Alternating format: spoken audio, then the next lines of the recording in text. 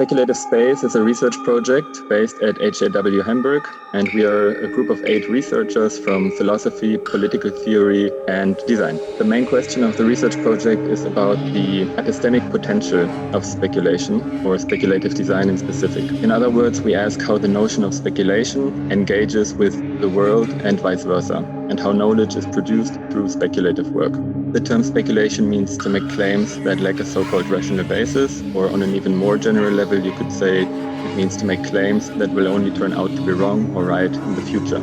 We assume that there cannot be just one true form of knowing, but many possible forms of creating knowledge, insight, and making sense. So for us, speculative design derives from a critical examination of social relationships, social conditions, and gaps, and works with fictional and non-fictional narratives to make them visible and or break them up. Embedded within this research project is this series of talks, Potentials of Speculation. And this semester we ask, what does speculation mean in feminist practices? What role does speculation play in the writing of history? And on what basis can we speculate about worlds to be built?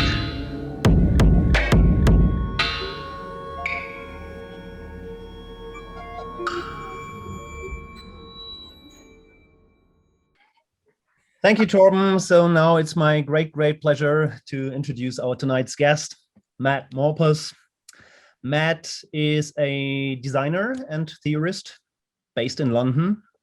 He's a reader in critical design practice at UAL, Central St. Martin's, where he directs the Master Industrial Design program. And as some of you might know, he's also author of the book Critical Design in Context, History, Theory, and practices. Today's talk touches on speculative critical design that moves away from traditional approaches that limit design's role to the production of profitable objects, focusing instead on a practice that is interrogative, discursive, and experimental. So this shall help us to introduce to the practice and question how a form of design that is focused on asking questions might actually function to provide answers in an age of political uncertainty, austerity, and ecological crisis. We're very much looking forward to hear more about that, and we're happy to have you. Please welcome Matt Malpass. Well, thanks, guys. Thanks for the introduction. I think that sums it up, Tom. I think that's about it. I think we can just go straight to the questions now. Thanks for having me. And apologies for the first time around. And yeah, this pandemic, the opportunities and challenges it brings. You know, one morning you're in Japan, one afternoon you're in Shanghai. You're in sort of the west coast of America, the east coast of America, you're knocking around the Middle East, and you've not left your living room. But in this sort of brave new world, there's all sorts of new ways of working and management. And that's one of the great opportunities that sort of we're facing, is the ability to do more of this sort of stuff, to sort of to talk about our fields and in particular, what I've really enjoyed about sort of the opportunities that this weird context has offered is actually sort of linking into some of the projects and the communities of practice around critical and speculative design in particular over the past 12 months. So I'm really happy to be invited to talk about some of the stuff that I do and how I think about this practice. So let's start by sharing my screen.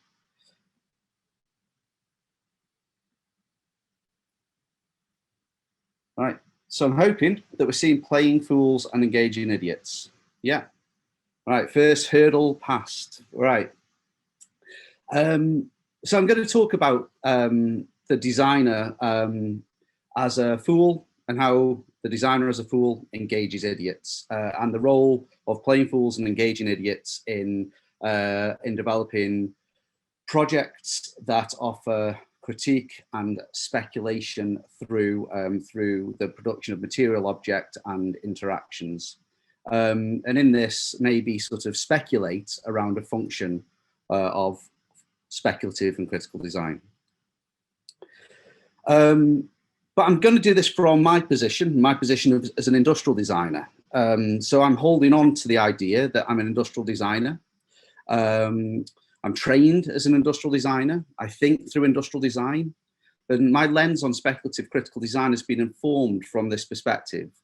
But I recognize that speculative and critical design is much more plural than its notional roots in industrial design and interaction design, and its associated those associated practices. Yeah, it's much more disciplinary diverse, I would argue today. But from an industrial design perspective, industrial design is typically perceived as the process of design applied to the development of products for production and consumption and use. It's synonymous with, you know, big companies like Apple, designer furniture, and if you think about it, the plethora of products that occupy our material realities. Industrial design's all around us. It's sometimes obvious, it's sometimes ubiquitous, but it's always present. Everything is designed. This building that I'm in, that building that you're in, what you traveled on, what you're zooming through, everything in your pocket and on your person. And while industrial design might exist to drive production and consumption in a commercial paradigm and might be focused on desire, want, utility, practical functionality in its sort of orthodox view, this is not its only application. And alternative models of this practice exist that challenge the role of design itself. These practices, speculative critical design, associative design, adversarial design, interrogative design, discursive design, propose that product and industrial design and its associated disciplines can be used to mobilize debate, inquire into matters of concern, and construct publics on and around objects of design to address a broad range of socio and technical issues. So I'm assuming that this audience is familiar with critical and speculative design. And on that basis, I'm not going to offer up a potted history of the field and introduce you to a range of cases to illustrate how the field emerged or developed over the past few decades.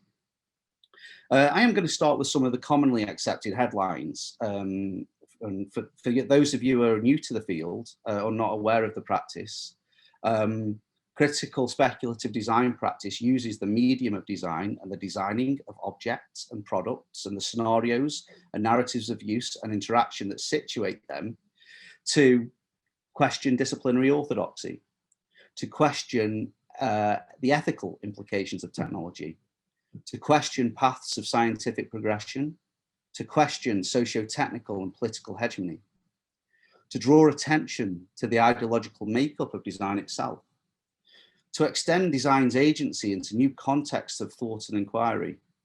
And I'd argue that it's a polemic medium dependent on engagement and collaboration for it to function. So speculative critical design asks a lot of questions.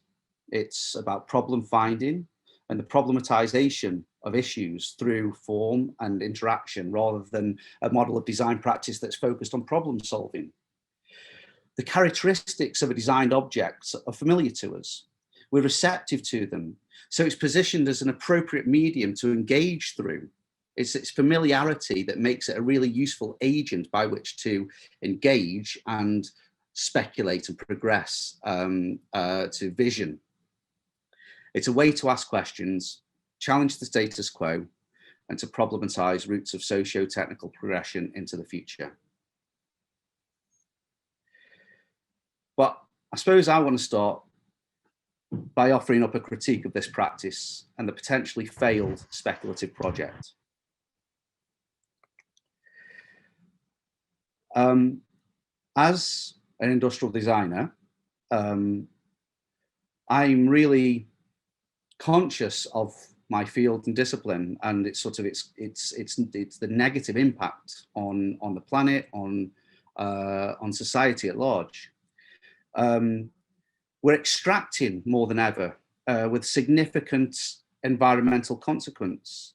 And on this slide, we see the Escondida, Chile copper mine, the world's largest copper mine by reserve. Industrial design is a practice that's grounded in extraction, the rape of the earth. And I question how effective speculative and critical design has been in sort of reframing our views and reframing the practice of design. We're producing more than ever. We're consuming more than ever. You know, there's this race to consume. We're moving the things that we consume over across the globe at a scale that's nearly unimaginable. And in this race to produce and consume and to make and manufacture, we're exploiting people. Again, this is a mine in the Democratic Republic of Congo, a cobalt mine, where working conditions and payment are just dire. And this practice is there to fuel and drive and support the production of the objects that we are zooming through today and the infrastructures that are allowing us to zoom today. And in this production, consumption, exploitation, we're shaking ecosystems to the point of pandemic disaster and the economic collapse and socio-economic disparity that comes from this. And where technological innovation in sort of producing vaccines becomes a political football that is divisive and fuels division. And not to mention sort of the move towards devolution and the rise of divisive politics. We're building up walls, we're moving towards right-wing agendas and politics.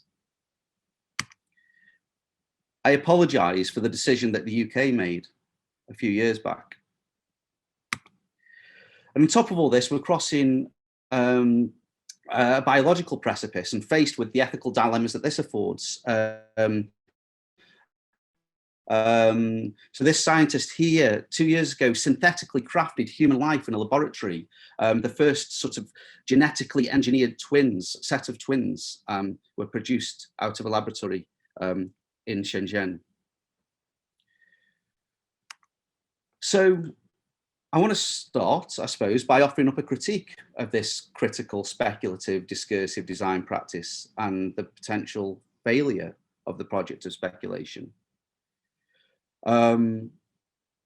Critical speculative design uses the methods and practices of design to question our discipline and socio and technical developments, to question paths of technological progression into futures we might want or don't want. For over 20 years, we've seen projects conceived to activate debate and function as a model of risk assessment, to offer signals that allow us to question dominant paths of socio-scientific and technical progression. But the fact of the matter is, a reality is stranger than any vision that I've seen developed from within this practice. We're living in a really, really bad episode of Black Mirror. This image that you see on screen here was taken at a Trump protest in Westminster in London a couple of years back.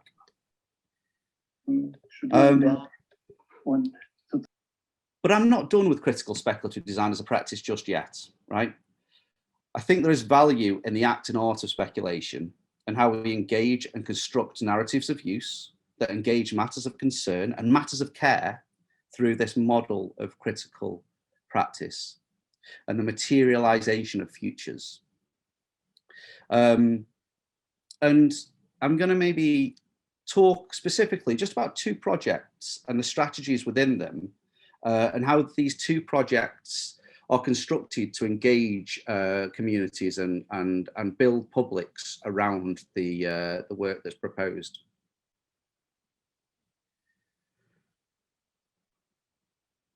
And in this, maybe speculate about what's the function of this practice and where utility resides.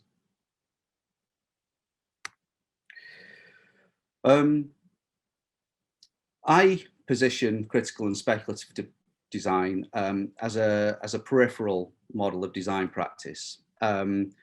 It's sort of situated outside of a disciplinary core. It's not quite orthodox. So it's on the fringe. It's a fringe practice.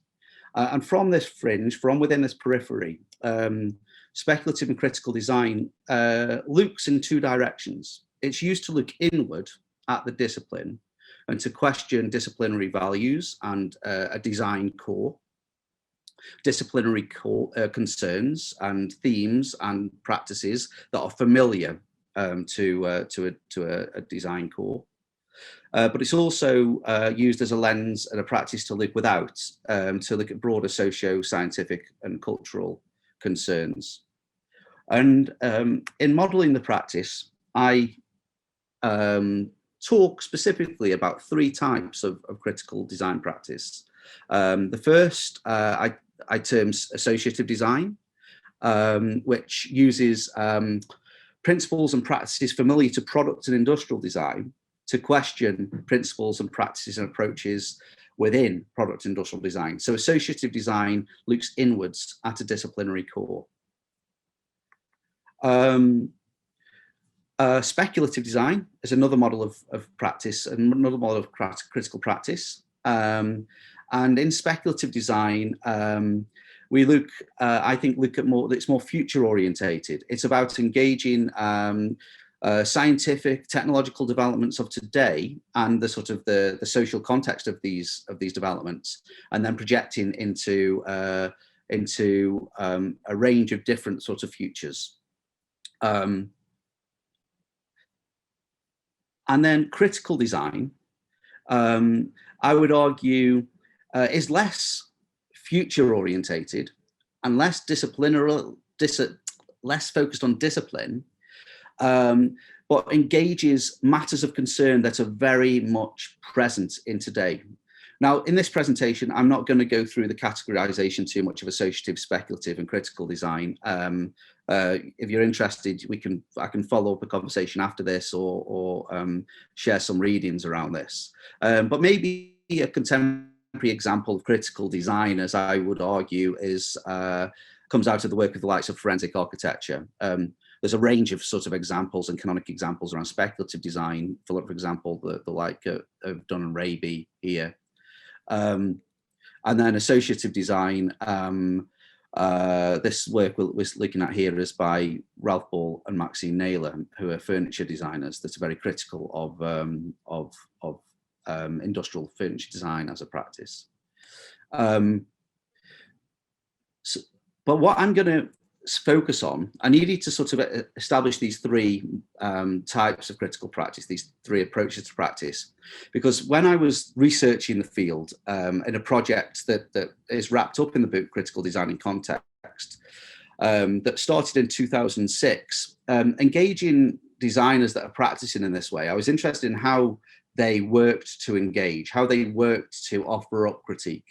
And one of the sort of the salient themes that come through a range of interviews and sort of a praxeology, essentially just studying practitioners, was the role that satire plays within this practice.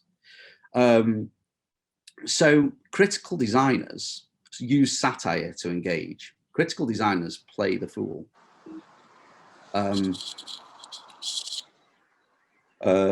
If we were in a room together, I'd be asking the question now, what is the fool? And maybe trying to spur a little bit of audience participation, but I'm not so sure how effective that'll be. But can we do that? Can I ask the question, what is a fool? And somebody maybe just shout out, raise a hand, write a comment. Does this cock things up? No, it's good. Let's give everyone a couple of seconds. What's a fool?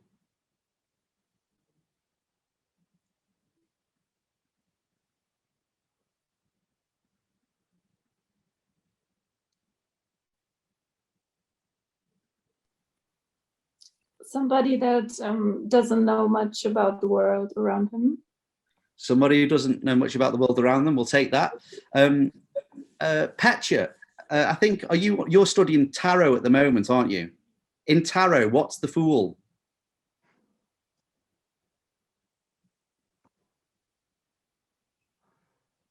Maybe I'll read. I can read from the chat because there's been a couple of answers. All right. Okay.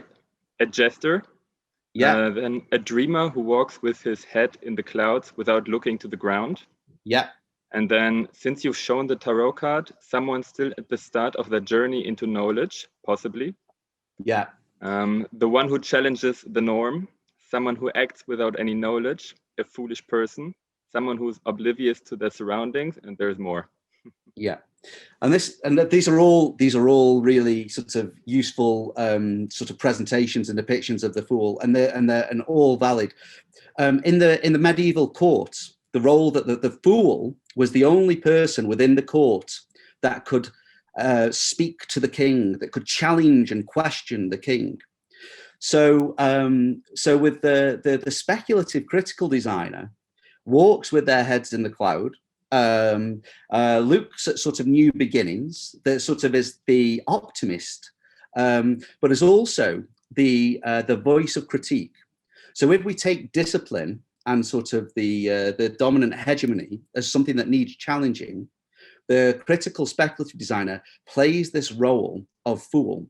They use humor and satire to offer up a critique that allows that affords the discipline space to reflect on itself, or to think about sort of how it might sort of act more broadly in socio-technical paths of progression. So the critical speculative designer arguably plays the fool. In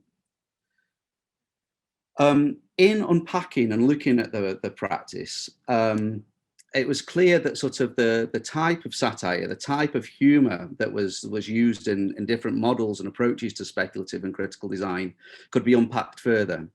And here I'm going to talk about two types of satire that are present within the practice: Horatian satire and Juvenalian satire. These are two major forms of satire from the classics. Juvenalian satire is often political, savage, and it works through narrative techniques of antithesis, obscenity, violence. In literature, it can be bitter in its criticism. It can be challenging and violent. Where Horatian satire is less savage, it identifies folly and works through paradoxical techniques of burlesque, colloquialism, exaggeration, and anticlimax. It's more playful. So let's start then by talking about how critical designers use Horatian satire to play the fool in addressing the ills of the discipline. Okay. So this is Ralph Ball and Maxine Naylor's 24-star base. It's a chair that was designed in 2005. Now, Ralph and Maxine are very successful furniture designers, but became sort of a little bit, let's say, frustrated with the role of the designer as the capitalist stooge. And so shifted their practice to start sort of interrogating some disciplinary themes through object-based inquiry. Now, what we've got in the 24-star base here is a story about obsolescence, a story about product obsolescence, a story about health and safety legislation, and a mythology around the sort of the iconic master designer. So the chair that you're looking at is the Johnson Secretarial Chair. It was designed by the architect Frank Lloyd Wright for the Johnson Building in I think Chicago. And when it was when it was first conceived, this chair was given a 3-star base, so 3 feet, 3 legs, and this chair gained a lot of critique and criticism as being unstable. And famously, this critique was addressed by Lloyd Wright with the response, well, if people fall off it, they will only fall off it once. Lo and behold, through processes of iteration, the chair was made more stable and a fourth leg was added. Now, later, as sort of workplace health and safety legislation developed, office chairs are now specified to be sort of compliant within certain sort of directives, if they have a 5-star base. Now, this legislation essentially made a number of perfectly suitable objects and chairs obsolete because of this legislative decision. So in order to tell this story, in order to sort of expose the ridiculousness within some of this story, Ralph and Maxine add a 5-star base to each of the 4 legs on the chair, elevating the status of the object, but making the most stable chair that you could perhaps sit on in an office space redundant, because the elevation and the exaggeration takes the purposive function of sitting away from the chair. So they engender this comedic narrative into an object. They take this story and build it into this everyday ubiquitous object. It's targeted at the discipline, the design discipline, designers. You need a certain understanding about this object, this chair, in order to associate with the chair, in order to associate with the critique. But they play the fool by engendering this elaborate narrative into this material object. So that's associative design, where this narrative is in the object. I'm going to move now to talk about speculative practice, so speculative design. And this example is from a project called Between Reality and the Impossible from 2010 by Dunn and Raby, and the actual scene that was seen is it's titled Foragers Number 2. And this scenario, the scenario that is constructed of objects, of people, of behaviors, is speculating on a technological response to dealing with the issue of overpopulation and food shortage. Now, this piece of work operates through that Juvenalian satire. It's more violent, it's more sinister, and this is why. So, in order to deal with food shortage on an overpopulated planet, the designers, informed by engagement with ethicists and synthetic biologists and experts in and around sort of genetic engineering, propose a series of objects that support a genetically re-engineered digestive system. So these objects that we see in this image, this green apparatus, is used to consume algae, to forage for leaves, and to eat grass stuffs. The premise being that grass is in abundance on the planet. So if we could re-engineer the digestive system to be able to take on grass as a foodstuff, we could potentially sort of feed the overpopulated planet. So it's a very violent proposition. It's very violent in that we would need to actually sort of change the human in order to be able to support or sustain a way of living within this overpopulated planet. Now, interestingly, sort of the designers, what they do in this type of work is they project into a future. So they project towards a future where this science, which is feasible, becomes implemented, and then this they take that vision of the future and the science in practice, and they bring it back to an everyday context. So this image, and what we see in this image, it's not a shiny utopic vision of a future that we might see in certain science fiction genres. It's the science situated in a future mundane. It's very everyday. It's very quotidian. It's very understated. So this this in speculative design practice, this notion of sort of projecting to a future and then bringing the future back to the present and presenting things in a very familiar, ubiquitous, understandable way is one of the strategies that that these designers use. So you've got this fantastic science that's situated on a brook, a small stream, in a distribution centre in some generic part of the UK.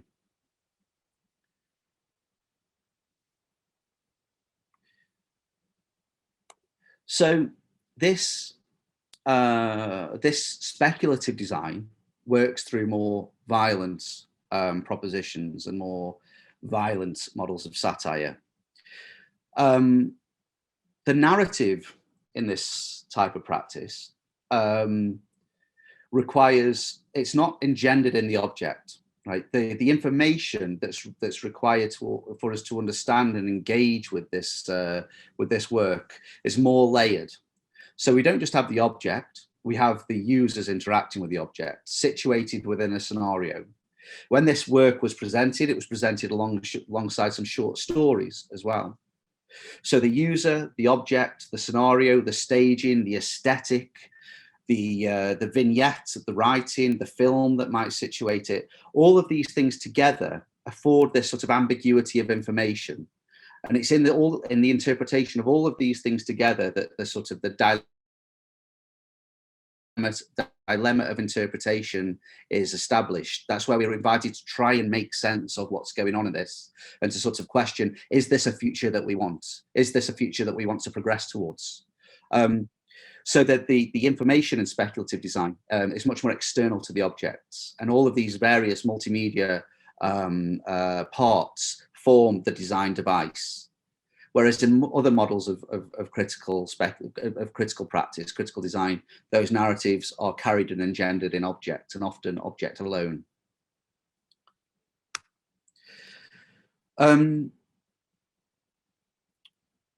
And so I'm going to move now just to talk about the sort of the engagement of an idiot. Okay, how we use satire, performance, play, comedy to engage idiots. But I'm not using the idiot as in a derogatory sense. I'm using the idiot here as a conceptual character who resists a consensual way in which a situation is presented to them. And in which emergency is mobilized through action. The idiot has this effect not because it directly challenges the reality or the truth of those emergencies, but because there is something more important. The idiot demands that we slow down, that we don't consider ourselves authorized to believe we possess the meaning of what we know, right? We don't know everything. And as soon as we acknowledge that actually we don't know everything, and we're not necessarily experts, and we're open to other voice and the plurality of experience, then this is where interesting things happen. So the idiot does not know, but is capable of knowing, and importantly, through seeing alternatives, we can cultivate these sort of we can cultivate difference, and we can learn from this sort of plurality of voice. And so critical speculative designers, I argue, they are engaging idiots. We don't Dunn and Raby in that model, they're not experts in synthetic biology and genetically engineering the digestive system to take on food stuff, but they were inquisitive enough to ask questions about it and to bring people into a conversation around the work that they were presenting. They sort of established they assembled a public around this work, and in that public, conversations happened, new knowledge might have been created, new models of critique developed. We could question whether or not this is a path of scientific progression that we wanted, but we'd also question the fact that, you know, how do we manage the sort of the population growth in ways that are fair and equitable? So there's a lot wrapped up into that project.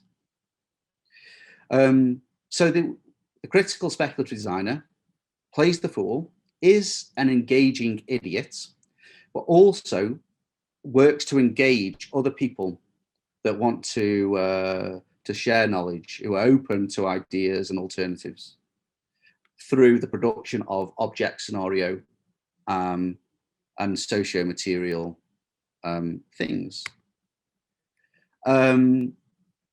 So it's a really coarse diagram, this, but essentially, so on the left, we're seeing framing matters of concern through practice. Essentially, the speculative designer takes a matter of concern, an issue, the institutions, the material, the people, the knowledge that sort of is within that sort of frame, synthesizes that thing into a design device, an object, a tool to engage with, and then presents that tool to a broader community. And through the presentation of that work and dissemination of that work, more people come into the conversation and a broader public is constructed around that work. And this is the function of this type of practice, this infrastructuring, this building of socio-material assemblage around these products and objects of design. So the function of critical speculative design is in the construction of publics, infrastructuring and through boundary objects, through objects that can allow people to come together to perceive things differently, to perceive different ideas, different worldviews, different ontologies. And in that sort of, in that infrastructure and in that network, in the conversations that happen, maybe there is value, maybe there is thinking that can affect some sort of positive change and have us think differently about the way that we progress into a future.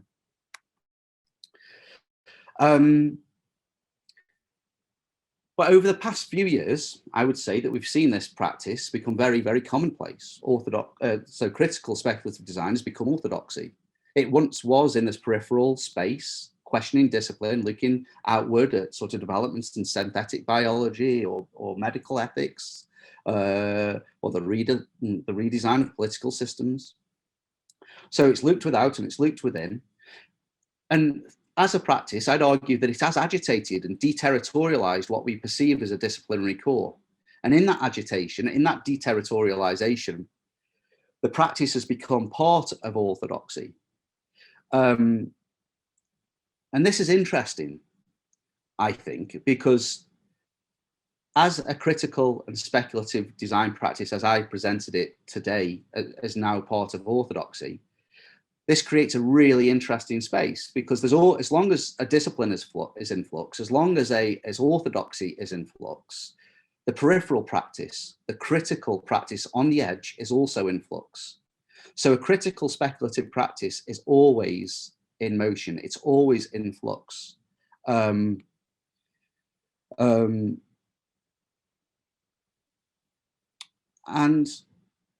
I think I'll stop there.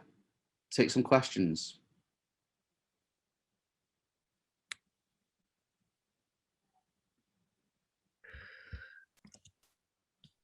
Thank you, Matt. That's been very cool. Thank you. Sorry, I had to switch on my microphone again.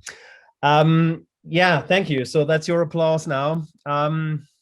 So before I open the round for discussion, I would like to start with the first short question, maybe. As you pointed out so compellingly, design is increasingly applied as a form of critique, as a form of speculation within different frames, right? Disciplinary frames, scientific frames, societal frames. And in our field, the field of design research, but also design practice, we need to continuously reflect on and question the role of design in society.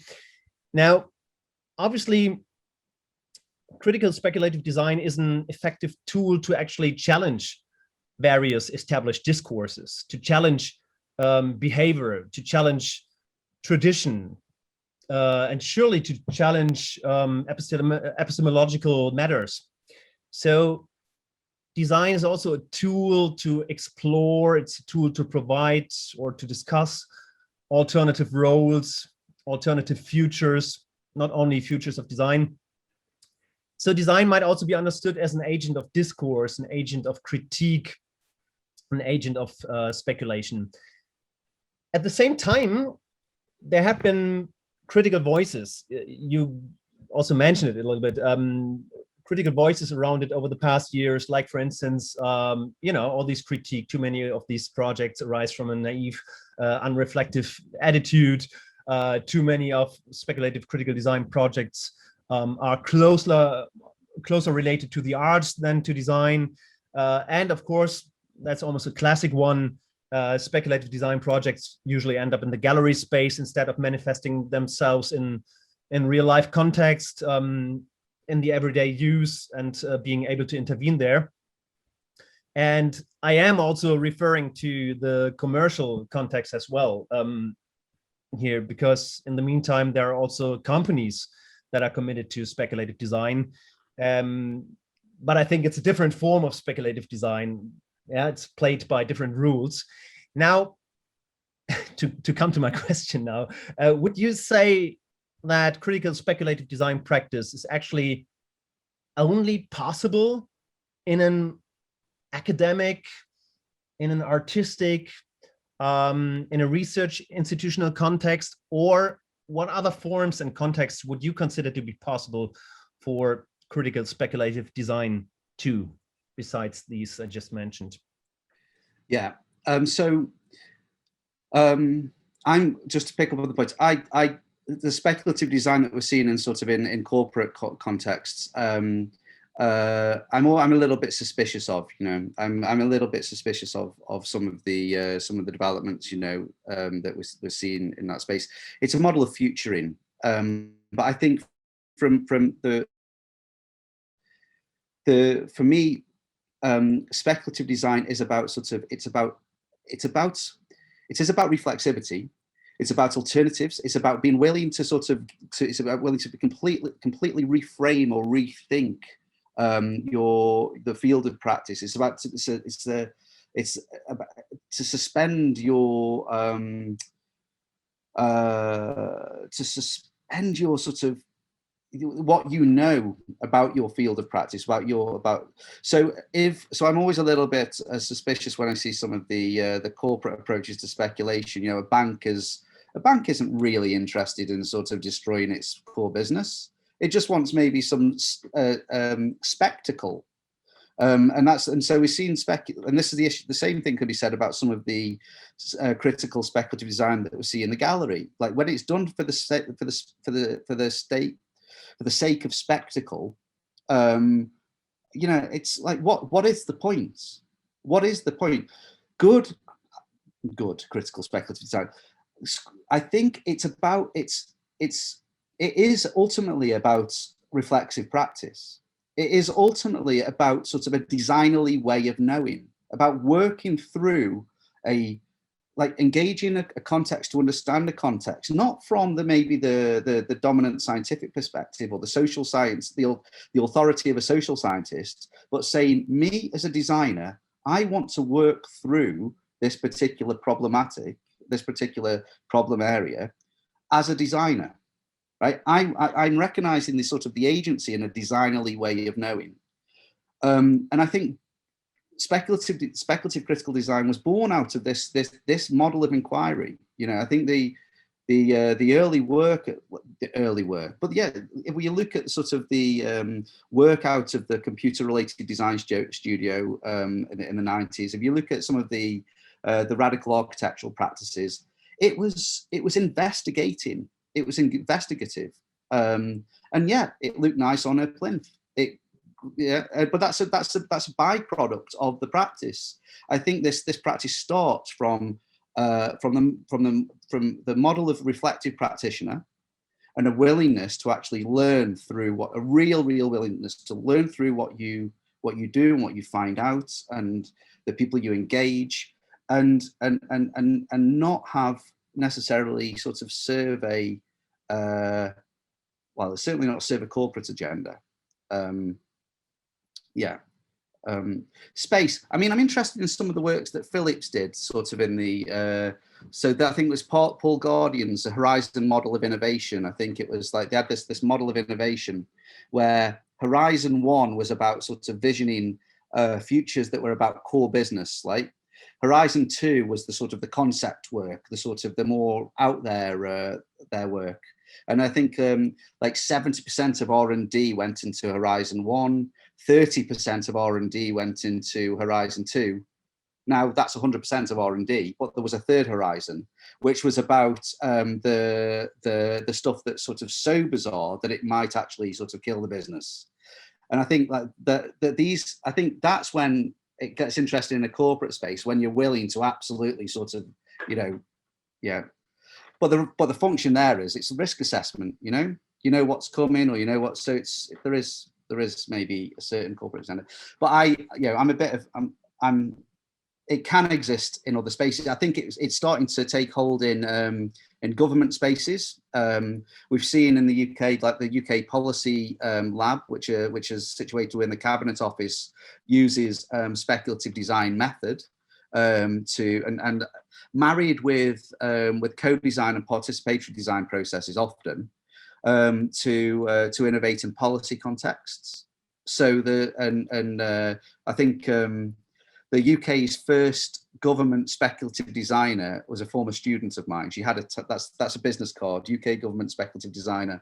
And I thought at that point, we've made it. We're in the Cabinet Office.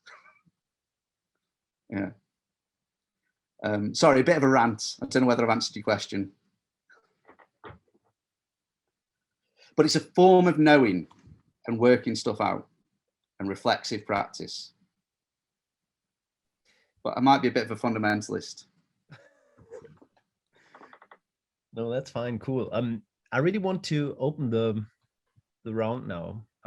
So if you have any question, please feel free to shout it out, or you can also write it in the chat and we can read it out. But we're also happy to see some more faces. Maybe if you want to switch on your camera and your microphone, you're more than invited to.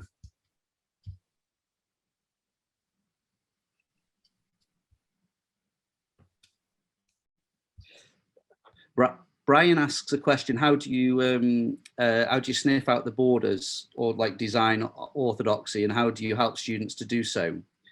In my program, we talk about industrial design being we talk about reframing and legacy. So my course in particular, it was founded in 1934. So we've got a long history, and with that history comes a lot of knowledge and know-how and a lot of issues. So what we do in the course is we invite the students to constantly reappraise the disciplinary boundaries. So we go through lots of mapping activities, like using sort of archetypical maps, with where there's hierarchy and information, and we year on year sort of we pool and crowdsource what is industrial design, and then try and organize that material in relation to just any sort of map that has some sort of hierarchy of information in it, and use these as boundary objects to converse around sort of what is disciplinarily relevant now, what do we perceive industrial design to be. And interestingly, we did this a couple of weeks ago. I've got a model of industrial design as a field that I can't share because Transport for London would sue us, because we basically hacked the tube map and we showed it once, and then there was a cease and desist order because we were breaching their IP. But but again, on this map, it was shocking. It's only, it was, I think it's probably 10 years old, and there are 3 women represented on this map. There are 3 women, very, very few designers of color, every reference on there Anglo-Western. And so, but basically, like, learn from your mistakes and have this constant, be in this constant process of reappraisal and reframing, and just, yeah, acknowledge that, you know, a discipline is in flux and disciplinary boundaries are permeable, and yeah, it's, yeah, that's, so sorry, Brian, that's, yeah.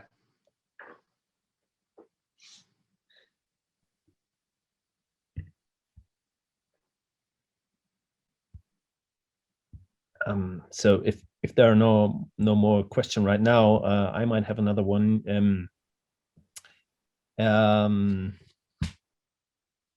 Having observed such a broad variety of critical speculative design projects over the last 20 years now, we can still see this. We can see a little tendency of using or working with rather dystopian narratives than utopian narratives. Dystopian imaginaries, dystopian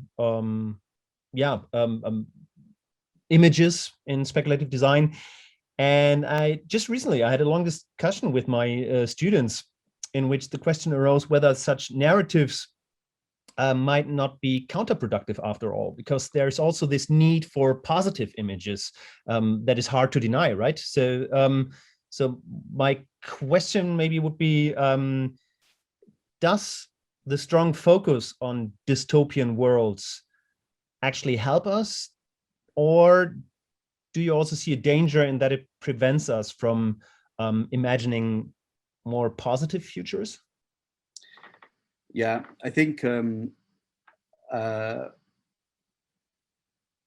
think it does. I think it is an inhibiting factor, and I think that it sort of the dystopian sort of like aesthetic, the dystopian that seems to develop momentum. I think, if you look at the sort of the history of the practice, it doesn't, like, when there's the paper, the article, and the chapter that I've never written looks at it maps critical design, speculative design's emergence in relation to quite significant political events, or globally sort of like, well, global events, recession. So the work that came out of sort of Florence and the Italian radicals in the 60s, late 60s, was like in a spirit of the sort of the activist spirit of 1968. But then in 72, when we see sort of a boom in work, the OPEC sort of oil issue meant there was no money around for architects to be able to practice architecture. So they turned to sort of they turned their trade to a form of critical architecture. And I suppose the sort of the mood and the environment at the time was pretty sort of downbeat. You know, no one's building anything, no move. So I think the sort of the dystopic sort of lens absolutely sort of can correlate with. This is a bit of speculation. I've not tested this. It's a hunch. Like, what sort of correlates to the mood of the time, of the day. Then you look at sort of and then in the late 90s, early 2000s, where we see Dunn, Raby, CRD, and the interaction, like the sort of the design interactions model of critical design emerge. Again, we're off the back of computer-related design studio and some of that work. We're off the back of a recession in the late 90s. You know, a bit of sort of turbulence in the UK in terms of conservative governments. So again, but maybe the atmosphere is a bit downbeat. Then when we see the big boom in let's say 2008, 9, 10, 11, and to now, again, the world's been in a bit of turmoil, hasn't it? It's been sort of, you know, financial crisis, and now sort of like it's been. So I think that maybe this dystopic lens is somehow related to sort of a mood, and it's easy to style the dystopic. It's sort of, it's quite, I think it's easier to work in a negative frame. So what we're, but I absolutely believe now there's been sort of, we're talking about shifting from matters of concern to matters of care now, and sort of in developing models of critique that are about sort of really adding value, really affecting change, sort of really sort of understanding the value in the public construction, and then activating that to developing the agency and the people that bind around these works. So reframing that sort of dystopic lens, or the dystopic style in the practice. Yeah, again, convoluted answer. Yeah. Thank you.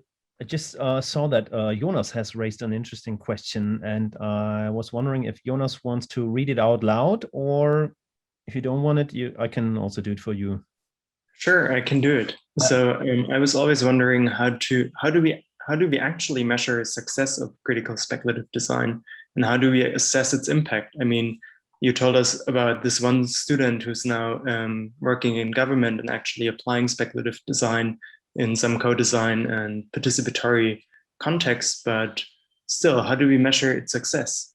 Yeah. And then also asking for a student, why is it easier to imagine the dystopia rather than the utopian alternative?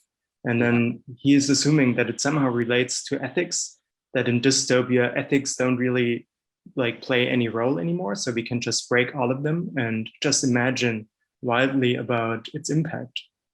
And so, yeah, this is Paul who was asking that in my class. Yeah. It's really, again, it's a question that's coming up increasingly, and there's a big project to do that sort of like should focus on sort of how we sort of understand or craft the sort of the understanding of impact and success in these projects. I suppose like it's not necessarily through KPI, it's not through sort of units sold, it's not through, I suppose it comes about sort of like how do you measure success, like with anything, right? You look at the sort of the aims that you set yourself, and you compare what you've achieved in relation to those aims. So it's not about doing the project, it's about really sort of like having an understanding of what you want to achieve, who you want to engage at the set, rather than just doing the work, putting it out. So we sort of like there'll be different sorts of there'll be different types of narrative of success. I mean, we did a project where we used sort of, I wouldn't call it speculative design, but we used the method, some of the engagement tools, some of the probes to with the context of local government. Camden Council, who were across the road from Central St Martin's, in the face of government cuts, they wanted to close 12 public libraries. And we did this project where we used design probes and speculation as a means of public engagement to gather perceptions of what the library is and the services that it offers through very performative and interactive and engagement sorts of scenarios and events, where we've got time traveling detectives walking around sort of London, popping up these really performative sort of games that invite builders to come and play, collecting these really strange and beautiful stories about what people perceive the library to do and the services it offers. And out of this story became narratives of the library as social care centre, the library as health centre, the library as language centre, the library as hostel, the library, and it gave a set of like responses that sort of weren't constrained by a typical sort of questionnaire or statutory consultation approach. At the start of the project, we were told by the library and the council and its lawyers that by no means can the results of this project be used as legal consultative, like as part of the legal consultative method. At the end of the project, the lawyers are saying, can we use this work as part of the consultation? And not one library was shut down, because the different and this project plays like, because they're asking different questions, asking sort of like providing people space to interact and tell stories about what things mean to them, sort of really understanding the sort of the sort of relation, the sort of, yeah, how the relational space can give you lots of material. And then once you've got that material, and then you reflect on that material, you reflect on 12 libraries not shutting down. And if your intention at the start of the project was to just get a consultation that the government could use to close those libraries, it was successful in that respect. We consulted, they had the material. It exceeded our expectations because they didn't shut any. So, like, you know, it's the narratives of impact need fleshing out and need sort of, and a lot of, sorry, I'm going off on one. A lot of critical speculative designers do not go that far. They do not go to sort of the extent of critically evaluating and reflecting and capturing these narratives of impact. And there's a number of reasons for that. Time, you know, if you're doing this in a student space, you don't have the longitudinal view and lens that we had when we're doing it as a research project with the Institute of Local Government running a sort of an evaluation alongside. So time is an interesting thing when it comes to narratives of impact. Yeah, so I know it's a tricky and ill-structured, complex, wicked problem. But isn't every design? Yeah.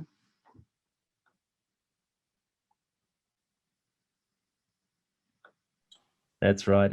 That's right. I'm seeing some people still hopping in, so I think we still have this time zone situation for some people. That's probably everybody I've invited. I might have another question, and this is about terminology. Yeah, because you also in the beginning you mentioned some of the famous popular terms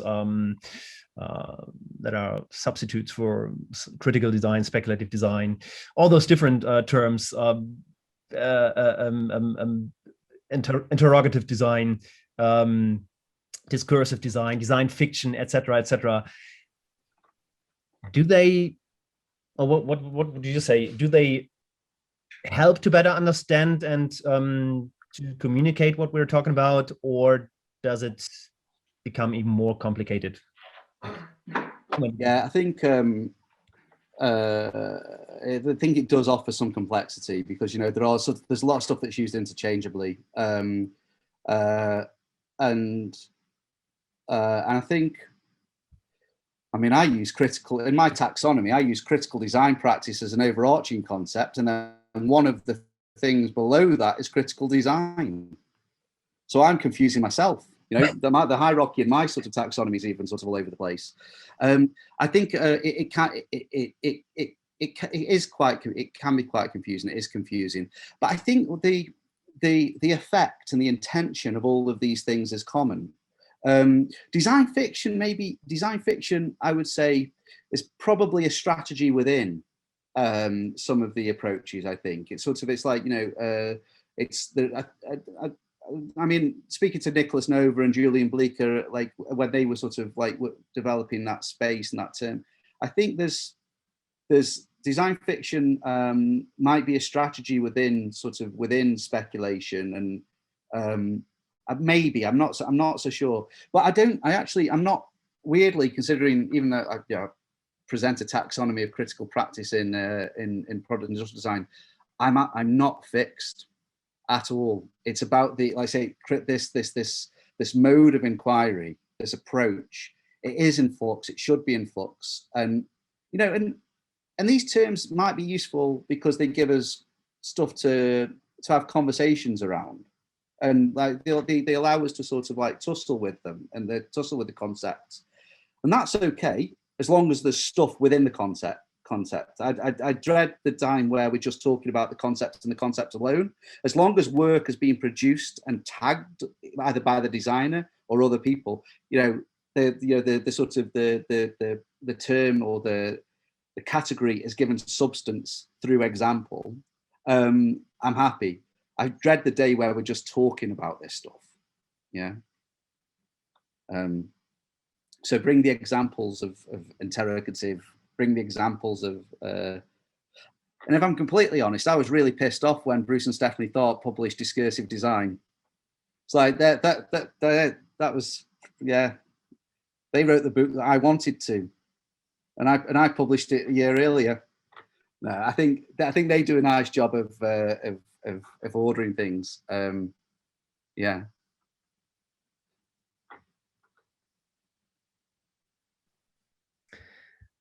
So I want to keep my mouth shut for a couple of seconds, because really maybe there are some more people who want to jump in.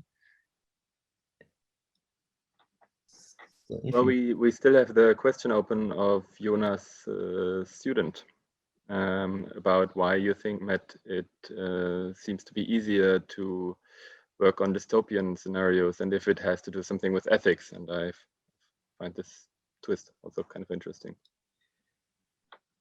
I mean, I don't know. I think I don't know. It's real. I don't know. I think it's. Why do I think it's easier to work on dystopian scenarios? Because I think there's a perception that critique is often aligned to negativity.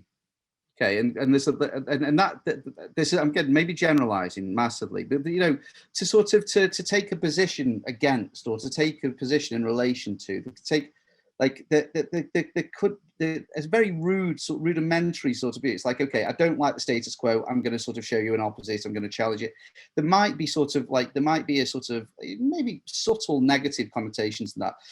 My model of critique is not, that doesn't come from a position of sort of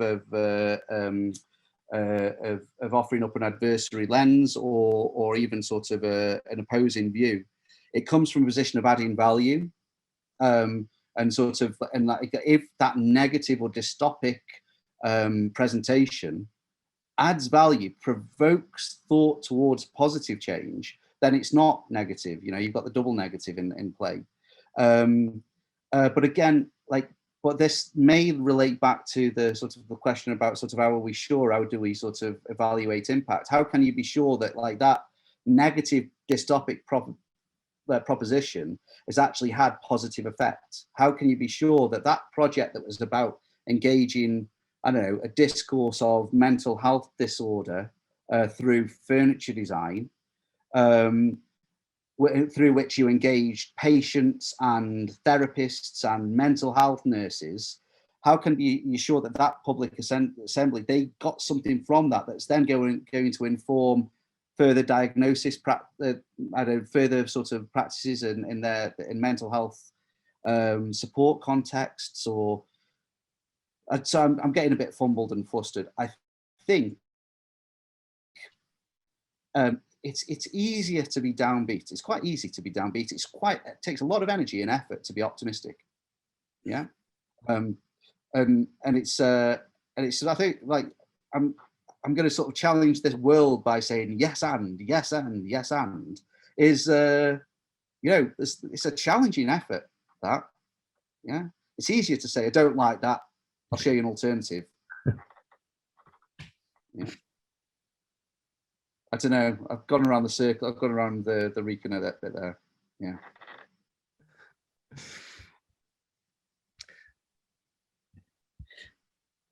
And also, sorry, just back onto this one, like about the sort of the, like, even optimistic science. Like if you think about like in speculation and its relation, speculative design's relation to science fiction, like, there's always a bit of sort of drama and tragedy and struggle and effort in these in the science in science fiction. Even the most sort of optimistic like visions of a future from a scientific sci-fi context often, you know, go through sort of, you know, some sort of struggle or journey. I've never seen a really happy clappy episode of Star Trek. You know, it's always, you know, Picard, Kirk, they've got to do something. They've got to overcome something. There's always going to be an element of negativity. And yeah, I don't know. I'm just shouting stuff now. Sorry. Yeah, maybe that's a little difference between the I don't know, the science fiction context, which is maybe a bit more about storytelling and about I don't know, dramaturgical methods and tools, then compared to design, which I'm talking about general design, not critical or speculative design, but design, which is much more focused on, I don't know, realizing and materializing ideas, solutions, maybe problem finding, whatever. So that's a little difference. And design fiction, speculative design is right in between this field, between storytelling, but also maybe, maybe also finding or offering some alternatives or solutions. So yeah, but I also don't have a final answer for that. That's why we are here still. Yeah, so and there's another point about when I was doing some of the early research in this space, that a lot of the designers tried to sort of like operate in this space where it wasn't perceived as being positive or negative. It was sort of, they tried to be in this very ambiguous space to offer up this dilemma of interpretation, this relational ambiguity. We bring our worldview, we bring our perception of that world that we're being presented with, and this is why quite a lot of the objects in some of the more popular examples of critical speculative design work are very diagrammatic. They're devoid of sort of a material culture. Really, they've managed to establish their own sort of look and feel and material culture. But if you look at, Dunn and Raby, Auger-Lazou, even sort of some of the probes at the Interaction Research Center, there's this very diagrammatic sort of non-object sort of approach. The example that I showed about the foragers, this apparatus, this fantastic apparatus that again is just essentially a physical diagram.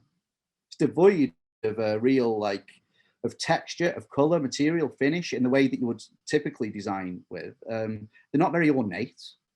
And I think that those strategies were initially conceived to try and sort of like create these sort of ambiguous worldviews. Are they for it? Are they against it?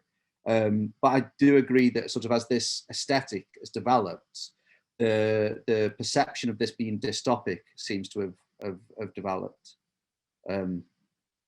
Yeah.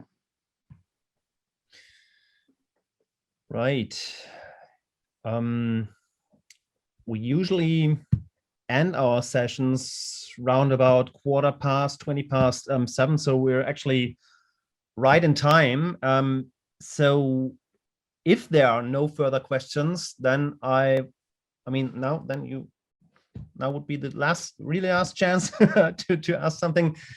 But if not, then I would really like to thank you very much again, Matt, for giving us the opportunity to get a glimpse into your work and your thinking today, and we're glad that you made it and joined us for this lecture series. So it's been a real pleasure to have you, and also a splendid continuation for our for the sequel of our lecture series, I think. So this is the time to give a big hand clap again for Matt. Thank you very much. Yeah, and also a big thank you to the audience again. Thanks for, thank you. Thank you for joining us tonight.